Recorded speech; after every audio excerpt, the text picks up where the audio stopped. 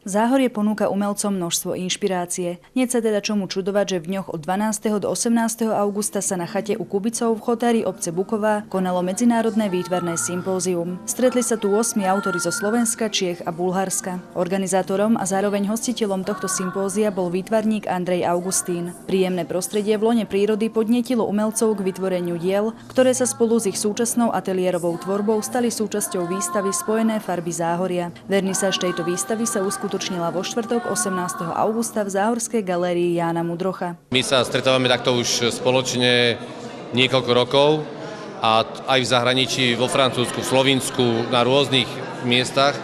Každé má svoju silu, každé má svoje genius loci a tým, že máme túto chalupu v blízkosti Senice na Kopaniciach, Kopanica u Kubicov, tak som si vymyslel, že to urobíme tam.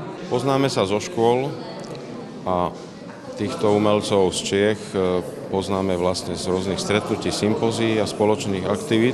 Výtvarné sympózium týchto autorov sa nieslo v pracovnom, ale najmä priateľskom duchu. Nedávame si tému, ale je to voľné združenie výtvarníkov a vlastne má to svoj taký celkom režim, chcem povedať, a pracuje sa v podstate veľa hodín a bavíme sa, inšpiruje nás ako nejaká spoločná komunikácia. Vždycky niečo zaujímavé vznikne pri tých celodňových debatách a každý vidí aj po rokoch, jak sa mení a čo robí nové.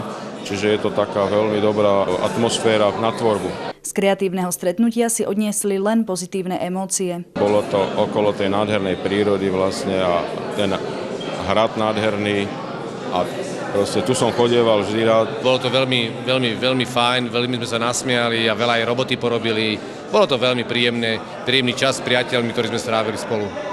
Výtvarné práce Andreja Augustína, Romana Baloga, Cvetelina Cvetanová, Juraja Čuteka, Mária Flaugnatyho, Mariána Komáčka, Miroslava Pošvica a Jiřího Čápa, ktorí spojili farby Záhoria, si môžete pozrieť do 16. septembra v Záhorskej galérii Jána Mudrocha.